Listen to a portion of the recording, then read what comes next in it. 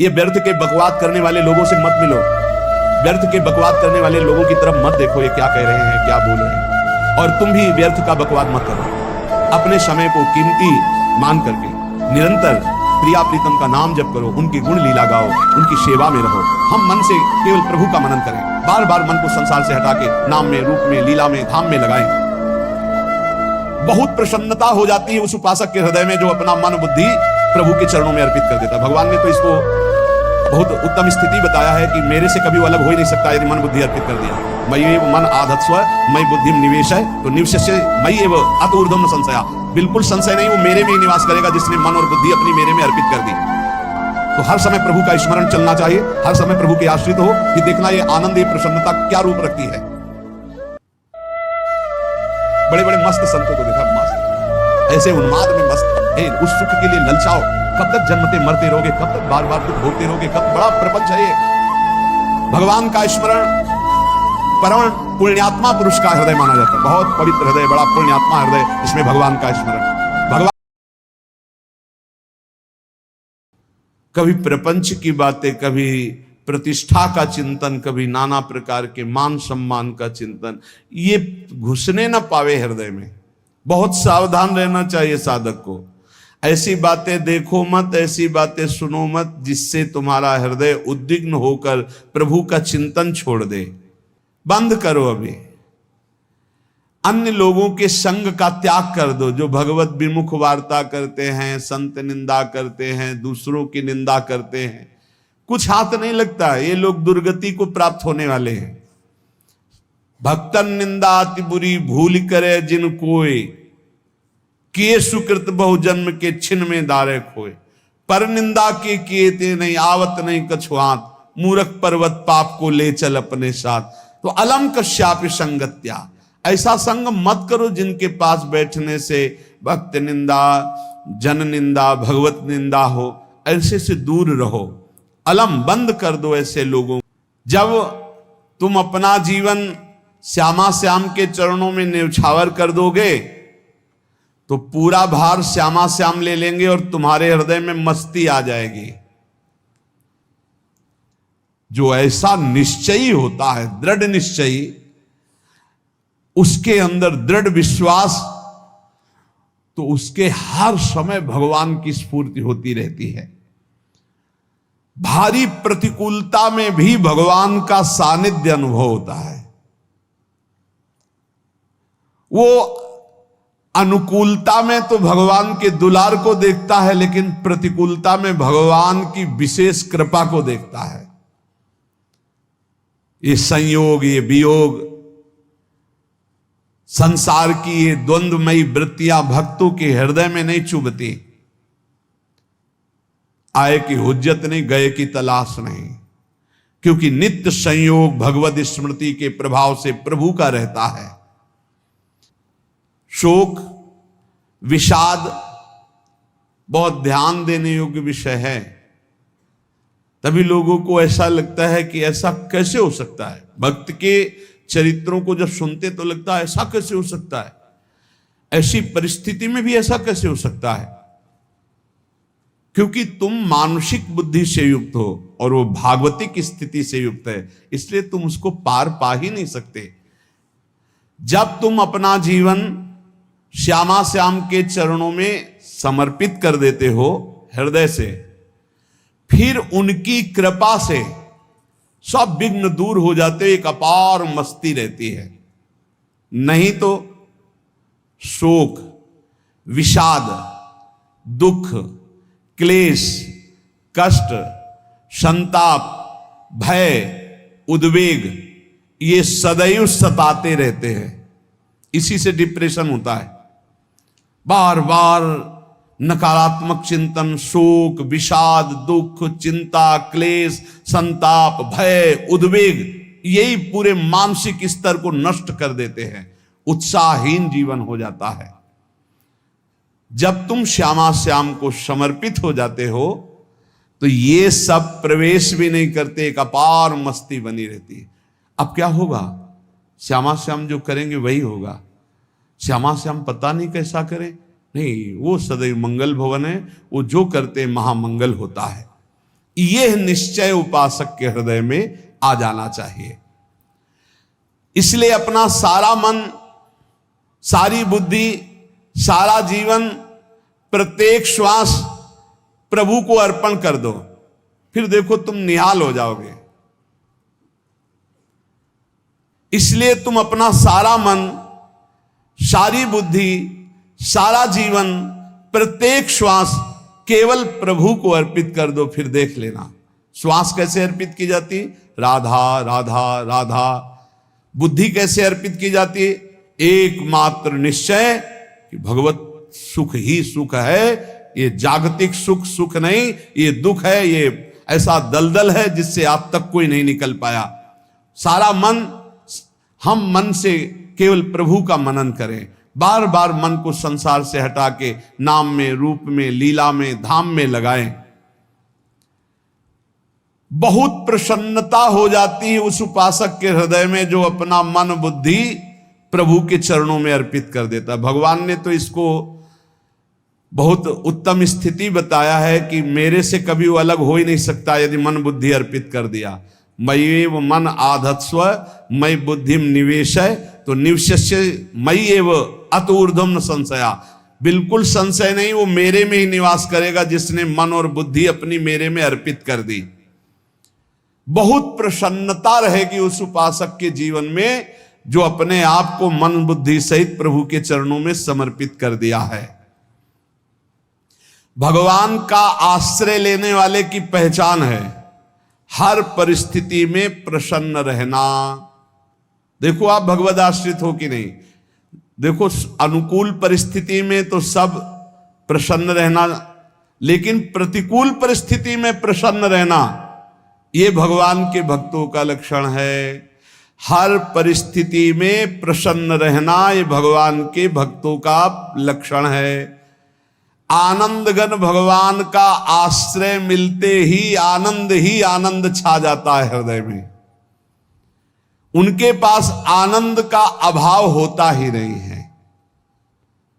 जैसे सूर्य का प्रकाश उदय होते ही सूर्य का प्रकाश संपूर्ण अंधकार को नष्ट कर देता है, ऐसे ही भगवान का संपूर्ण आश्रय लेते ही सब दुख चिंता शोक नष्ट हो जाते, आनंद ही आनंद।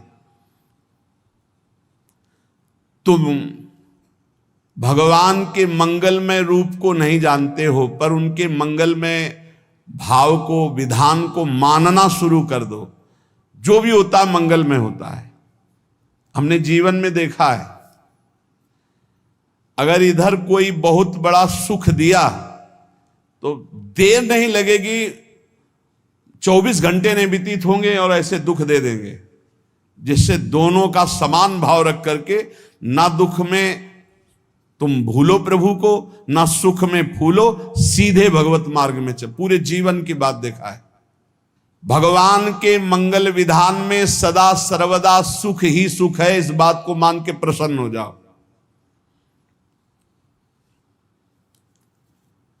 जब भगवान का भजन करने वाले की तन्मयता बढ़ती है भजन में,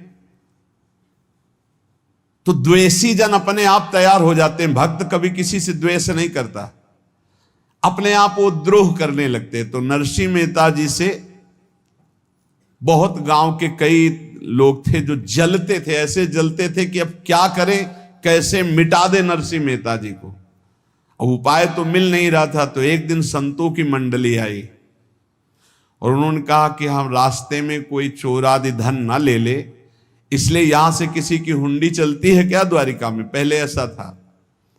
बोले हाँ हमारे यहां बहुत बड़े सेठ हैं नरसिंह मेहता जी, पर आप कहोगे वो मना कर देंगे। कई बार कहोगे, अगर वो स्वीकार कर ले तो वहां। और उनका लक्ष्य था कि नरसिंह मेहता जी की तो खाने की भी सुविधा नहीं थी, हुंडी कहाँ की बात आई। उनका था कि जब वो ना कहेंगे तो संतजन नाराज हो जाएंगे, अगर हाँ कह दिया तो वहां हुंडी चुकेगी नहीं, तो संतजन अपने आप इनको शाप दे देंगे, अपराध बन जाएगा, ये नष्ट हो जाएंगे। संतों को भेजा नरसिंह मेहता जी ने, सबकी दंडवत की, चरण पखाड़े। तो उनका ये इतना रुपया है, द्वारिका में साधु सेवा हम करेंगे, वहां तुम्हारी हुंडी चलती है, तो आप अरे उनका आप कहाँ भूल रहे हो, यहाँ खाने की भी व्यवस्था। बोले हमें सब पहले से बता दिया गया कि आप मना करोगे, बार बार मना मत करो, हमें पता है। तो उन्होंने ठाकुर जी की तरफ देखा, बोले क्या लीला है प्रभु, संतों से हम क्या कहें, ये ले रुपए। उस समय स्वर्ण की मोहरें चलती थी, बेच के बाजार से खूब उन संतों को पवाया, उन्हीं संतों की सेवा की। और उनका अपने सेठ का नाम तो बताओ जहां हमें जाके हुंडी मिलेगी। सेठ सावल सा सेठ। संत जन गए वहां, पूछा कि नरसिंह मेहता जी का जिन सेठ से परिचय, उनका नाम सावल सा सेठ, उनकी गद्दी कहां है। तो जो कुछ भक्त थे वो द्वारिकाधीश की तरफ संकेत करते कि वही हैं। बोले नहीं नहीं, वो सेठ है, उनकी गद्दी चलती थी पूरी बाजार में कहीं कोई। अब संत जन एकांत में होकर के बहुत विचलित हुए, क्या हमारे साथ धोखा हुआ, नरसिंह मेहता जैसा संत क्या धोखेबाज हो सकता है। देखो संशय तो बहुत विचित्र होता है, बड़े बड़ों को संशय हो जाता है। जब भगवती सती जी को संशय हो गया, राम जी को हे खग हे मृग हे मधुकर श्रेणी ऐसा पूछते हुए कि सच्चिदानंद कैसे हो सकते, तो किसी को हो सकता है क्योंकि वो बुद्धि की अधिष्ठात्री देवी है। जो ही उनके मन में ऐसा आया कि क्या हमारे साथ धोखा हो रहा है, इतने में ही देखा जय हो सावल सा सेठ की। होगा सावल सा सेठ, तो देखा बढ़िया मुनीम जी उनके साथ, तो सेठ बस्ता लिए हुए मुनीम जी, सरकार इधर से चलो। तो उनका सावल सा सेठ आपका नाम है, संतों ने कहा। बोले हाँ। बोले नरसिंह जी, हाँ। बोले आपकी हुंडी आ गई है। हुंडी एक कागज में लिखा कि ये हमारे सेठ जी को दे देना। वैसे लोग मुझे माखन चोर कहते, कोई कुछ कहता, लेकिन आपने सेठ बना दिया। जब आपने सेठ बना ही दिया तो आप कभी परवाह मत करना तुम। और ये सेवक आपकी सेवा में सदैव तत्पर है, भगवान ने ऐसा लिखा। जो भगवद आश्रित है, एक बार ये चलता रहता है, जो संत जन होते हैं उनके विरोधी अपने आप बन जाते हैं, किसी से कोई मतलब नहीं, अपने आप विरोधी बन जाते हैं। कभी जमाने जोर लगा ले, कितना जोर लगाएगा, भक्त और भगवान का झंडा कभी न झुकने पाएगा। बिल्कुल चिंता शोक भय उद्वेग रहित जीवन भगवद आश्रित। तुम भगवान के मंगल विधान में सदा सर्वदा प्रसन्न रहो।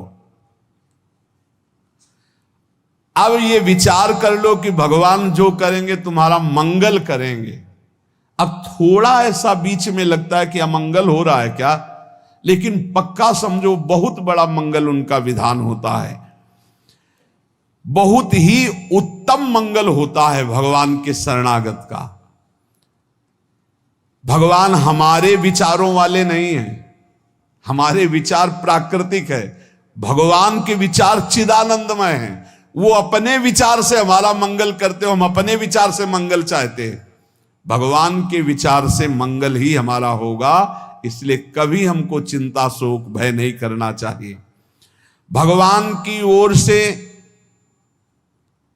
कभी तुम्हारे लिए ऐसा विधान नहीं होगा कि तुम दुखी हो जाओ, बस तुम्हारी सोच हो सकती है, उसका परिणाम बहुत मंगल होगा। जगत की ओर से निराश हो जाओ, किसी से आशा मत रखो, फिर आप देखो आपका जीवन कैसा आनंदमय व्यतीत होता है। ये जो जगत की आशा है यही दुख प्रदान करती, सच्ची जगत की आशा ही दुख प्रदान करती है। अगर जगत से कोई संबंध न रखा जाए और भगवत भाव में रहकर तो बहुत अच्छा जीवन चलेगा। अपने कर्तव्य का पालन करो, परिवार को भगवत स्वरूप मानकर पोषण करो, किसी से कोई संबंध मत रखो, कोई आशा मत रखो, यही अध्यात्म सिखाता है। अपने आप भगवत स्वरूप, सबका व्यवहार मंगलमय और आपका जीवन मंगलमय। अपने घर में ऐसे रहो जैसे किसी अतिथि के घर में रह जाता है, चलना है यहां से जाना है। कौन रहता है अपने घर में अतिथि की भांति? भगवान का भक्त। जाना है यहां से, अपनी प्रिया प्रीतम के पास जाना। ये हमारा घर नहीं है, यहां तो हम समय व्यतीत कर रहे हैं, अपनी आयु व्यतीत कर रहे हैं भगवत आराधना करते हुए। हमें जाना है प्रिया प्रीतम के पास, वास्तविक घर भगवान का धाम है हमारा, वास्तविक घर वाले प्रभु हैं हमारे। जो नित्य सच्चिदानंद भगवान के चरणों में अपने चित्त को समर्पित करता रहता है, उसको यह अनुभव होने लगता है कि बड़ी कृपा है हमारे ऊपर, भगवान की बड़ी कृपा है हमारे ऊपर। सर्वसमर्थ परम सुहृद भगवान ऐसे भक्त के ऊपर हर समय वरद हस्त रखे रहते हैं। ये केवल प्रवचन नहीं, सच्ची बात मानिए। ऐसे भगवान का वरद हस्त हर समय रहता है। जब भगवान की छत्र छाया में भक्त अपने को देखता है तो आसपास घोर विपत्तियों का भी समुदाय हो तो भी वो आनंद में मगन रहता है। हर हालत में आनंदित रहना ये भक्त का स्वभाव है। भगवान ऐसे भक्तों को प्यार करते हैं जैसे कछुआ अपने अंडे को बाहर रख आवे और रात दिन उसका चिंतन करे। जब भक्त भगवान को समर्पित होता है तो भगवान रात दिन उसकी ऐसे चिंतन सुरक्षा करते हैं। अभय, ये दैवी संपदा का पहला गुण है। ये भगवान के शरणागत पर जागृत हो जाता है, वो भयभीत नहीं होता, किसी भी उससे भयभीत नहीं होता। यही डरपि हरिवंश हित, जिनो भ्रमय गुण सलिल पर। इस डर से डरते रहना चाहिए कहीं गुण रूपी पानी में फिसल न जाए, नहीं तो गलती हो सकती है। साधक सावधान रहे। ये अभय दैवी संपदा का सबसे बड़ा गुण है। जो भयहारी भगवान की शरण में आ जाता है तो उसके अंदर ये अभय प्रकट हो जाता है। अगर कहीं तुम्हें एकांत में भय लग रहा है, एक आदमी तो एकांतिक में आए थे, वो कह रहे थे कि हमें हर समय भय लगा रहता कि कोई हमारे पीछे है, अंधेरा तो लगता कोई खड़ा है, मैं जीना मुश्किल हो गया, ऐसा भय। देखो ये मन कैसा है, भगवान से विमुख होने पर कैसे डरवाता है। वो कह रहे हैं हर समय मुझे डर लगा रहता है, कोई सामने खड़ा है, कोई पीछे खड़ा है, ऐसा भय लगने लगता है। और जब भगवान की शरण में आ जाते हैं तो ये अभय स्थिति हृदय में जागृत हो जाती है। कोई भी भय आसपास आ ही नहीं सकता, यहां तक कि नरक का भी भय खत्म हो जाता है जो भगवान की शरण में है। महापापी भी पुण्यात्मा महान भक्तों के समान वो उत्तम गति को प्राप्त हो जाता है जो भगवान की शरण में हो जाता है। पर ये जो भोगों का आश्रय लिए हुए हैं, मनमानी आचरण कर रहे हैं, ये कभी उस अभय को जान ही नहीं सकते कोई अभय पद है क्या। इनको तो कदम कदम पर शोक, भय और दुख की प्राप्ति होगी, कोई बचा नहीं सकता। जो भोगों में लगे हैं, मनमानी आचरण कर रहे हैं। अगर निर्भय होना चाहते हो, परम सुखी होना चाहते हो तो भगवान के शरणागत हो जाओ। सारे जगत को अभय दान देने वाले भगवान हैं। भगवान का एक प्रण है, ममपन शरणागत भयहारी। जो मेरी शरण में आ गया उसके भय का मैं नाश कर देता हूं। साधना में अवस्था मन की मानी जाती है कि आप कितने अच्छे साधक हैं। यदि आपका मन भगवदाकार है, हर समय भगवत चिंतन चल रहा है, आपके स्वप्न भागवती का रहे हैं, आपके विचार भागवतिक हैं, तो आपकी अच्छी साधना हो रही है।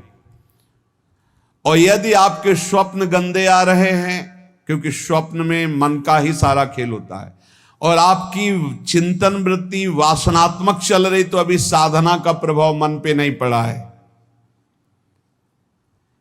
जिसका मन हर समय भगवत चिंतन करता रहता है वो जीते जी जीवन मुक्त हो जाता, अनुभव होता है। जैसे किसी ने कहा कि हमें कैसे पता चलेगा कि हमारा काम हो गया है, तो जैसे आप भोजन पा लेते हैं तो किसी दूसरे से गारंटी थोड़ी लेनी होती कि हम छक गए हैं क्या, आप जरा बताना हम छक गए हैं क्या। नहीं, अपने हृदय में आ जाता है कि अब मैं तृप्त हो गया।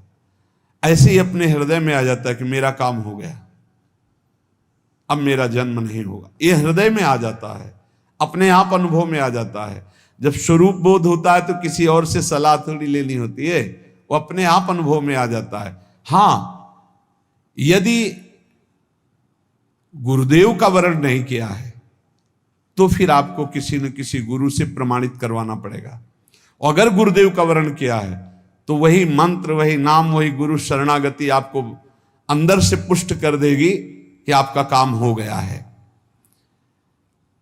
विषय चिंतन करता हुआ मन विषय आसक्ति को प्राप्त होता है। विषय आसक्ति को प्राप्त हुआ मन बार बार जन्म मरण और नरक को प्राप्त होता है। बस ये विषय चिंतन हटाना ही प्रमुख कर्तव्य साधना का है। बार बार मन को विषयों से हटा करके प्रभु के नाम में लगाओ, प्रभु के रूप में लगाओ, प्रभु की लीला में लगाओ। जहां भगवान प्रकट होते हैं वहां परमानंद की बाढ़ आती है। पर ये ध्यान रखें, गुलाब का फूल कांटों में खिलता है, उसकी सुगंध लेनी, फूल लेना है तो कांटों से बचाकर। ऐसे ही जब आप भगवत चिंतन के लिए चलेंगे तो आपका चिंतन चुराने के लिए माया विविध नाटक करेगी, कांटे फैलाएगी। कोई तुम्हारी निंदा करेगा, कोई अपमान करेगा, कोई उपहास करेगा, तुम्हारी अव्यवस्था हो सकती है, तुम्हारी परिस्थिति बहुत भयावह हो सकती है। इन परिस्थितियों में भी भगवत चिंतन का तार ना टूटने पावे तो आगे गुलाब का फूल है। जैसे कांटे से बचाकर गुलाब का फूल लेते हैं और भगवद अर्पित करके सौरभ का सुख लेते हैं, ऐसे ही भगवान के प्रेमानंद का अनुभव करने के लिए संसार के कांटों से बचना होगा। और खिलेगा यही फूल संसार में ही, मनुष्य देह में, और योनियों में नहीं। भगवत प्राप्ति स्वर्ग में नहीं होगी, इसी मृत्यु लोक में होगी। पहले मन नहीं लगता भगवत चिंतन में, भगवत चिंतन जबरदस्ती करना पड़ता है। भगवत चिंतन जे ही प्रारंभ करोगे ते ही बहुत बाढ़ आ जाएगी पाप चिंतन की। ध्यान दीजिए, बहुत लोग प्रश्न करते रहते हैं कि हम जब भजन में बैठते हैं तो बहुत गंदी बातें आती, मन बड़ा चंचल होता है, भाग जाता है। ऐसा प्रारंभ में जब कोई भगवत चिंतन प्रारंभ करता है तो उसका मन विषयों में भागता है, गंदी बातों में भागता है। अब लोग कहते पहले तो हमारा चिंतन बढ़िया होता था, अब चिंतन नहीं होता। तो कोई सिद्ध पुरुष थोड़ी हो गए, तुम्हें जबरदस्ती चिंतन करना होगा। जगत के प्राणी में जहां मन जाए तो इसमें भी भगवान, पदार्थ में मन जाए तो उसमें भी भगवान। जहां जहां मन जाए वहां वहां भगवान देखो, या मन को हटाकर नाम मंत्र में लगाओ। ऐसे भगवत स्मृति जागृत की जाती है। बार बार प्रयास करना होता है। कई लोग ये प्रश्न करते हैं कि हमसे बड़े पाप हो गए तो क्या हमें भगवान की प्राप्ति हो जाएगी? तो यहां कह रहे हैं भगवान किसी के पूर्व जीवन को नहीं देखते हैं, वर्तमान के भजन को देखते हैं। पकड़ो इस बात को। अगर वर्तमान में आज आप सुधर गए हो, नाम जप कर रहे हो तो आप भक्त हो। ये गीता जी में भगवान ने कहा, अपिचेत सुदुराचारो भजते माम अनन्य भाग साधुरेव समंतव्या सम्यक व्यवसिता। ऐसा बहुत दुराचारी पहले रहा है, बाद में उसके मन में आ गया कि भगवान के सिवा हमारा कोई कल्याण करने वाला नहीं, हमारा कोई नहीं। तो भगवान कहते हैं मैं उसे साधु ही मानता हूं, उसे साधु बना देता हूं। भगवान किसी के पूर्व जीवन को नहीं देखते। बहुत बढ़िया बात है। कल तक हम क्या करते रहे भगवान नहीं देखते, आज क्या कर रहे हो ये देखते हैं। यदि आज आप भजन में लग गए हो, अच्छे आचरण कर रहे हो तो आपको भगवत प्राप्ति हो जाएगी। भगवान ये नहीं देखते कि पूर्व में पुण्यात्मा रहा है कि पापात्मा रहा है। भगवान वर्तमान में देखते कि मेरा भजन कर रहा है, बस इसी से कल्याण कर देते हैं। पकड़ो इस बात को तो कभी प्रश्न नहीं उठेगा कि क्या हमको भी भगवत प्राप्ति हो सकती है क्या। हमारा मन यदि श्री भगवान को चाहने लगे तो श्री भगवान हमारे मन में ही आकर बस जाएंगे। भगवान की रूप माधुरी में मन डूबने लगेगा। यथार्थ सत्य, जो भगवान से थोड़ा भी प्यार करने लगे हैं उनके हृदय में भगवान की, उनकी भावना के अनुसार झलक आने लगी है। हृदय में प्रभु के आते ही अनंत जन्मों के संस्कारों का नाश हो जाता है। इसलिए तुम अपने पहले वाले घृणित जीवन को याद भी मत करो और उसको सोचकर जरा निराश भी मत हो। अमावस्या में घोर अंधकार रहता है, पर प्रातः काल में अंधकार नष्ट हो जाता है। ऐसे ही नाम का उच्चारण करते ही तुम्हारे जितने पाप अंधकार हो सब नष्ट हो जाएंगे। तुम चाहो कि एक क्षण भी प्रभु को ना भूलो। अब वर्तमान में ऐसी स्थिति बनाओ।